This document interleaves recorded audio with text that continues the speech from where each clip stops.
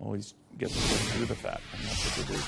Meanwhile, Jerry Jones of the Dallas Cowboys reportedly discovered a discretionary bonus plan for Roger Goodell that wasn't disclosed. He doesn't like that, to Genesco Sports Enterprises CEO John Tatum. John, he is kind of a holdout, maybe with a couple of other sympathetic owners who feel for him, but it's not going to get in the way of Goodell, not being re-upped. So what do you make of this, and where is all of this going? Well, Neil, I think Jerry is probably one of the most instinctive, intuitive owners in all of sports. So, this is the second time he's had a lawsuit with the NFL. The first, if you recall, was back in the 90s, and he sued the league for the right for the clubs to, have the opportunity to grow the pie, so to speak, in terms of marketing dollars back in 1995.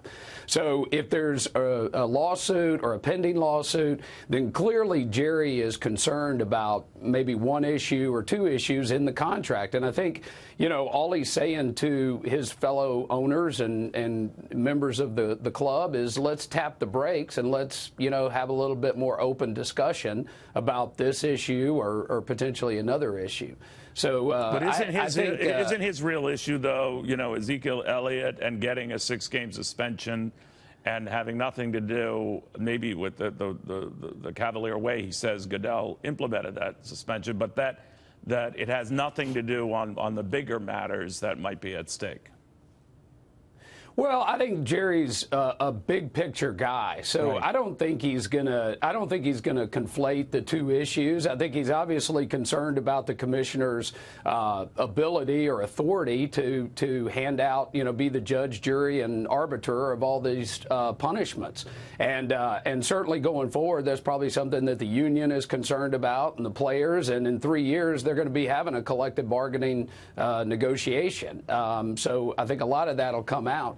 But I don't think this, really has any kind of punitive effect of the Ezekiel deal. I think Jerry, again, Neil, Jerry has proven over the 28 years that he's been in the NFL that, guys, there's a better way to approach sponsorships and revenue creation. Yeah, he's not been very happy with the way, for example, Goodell has handled the protest on the part of players who up to sit out the national anthem and all of that.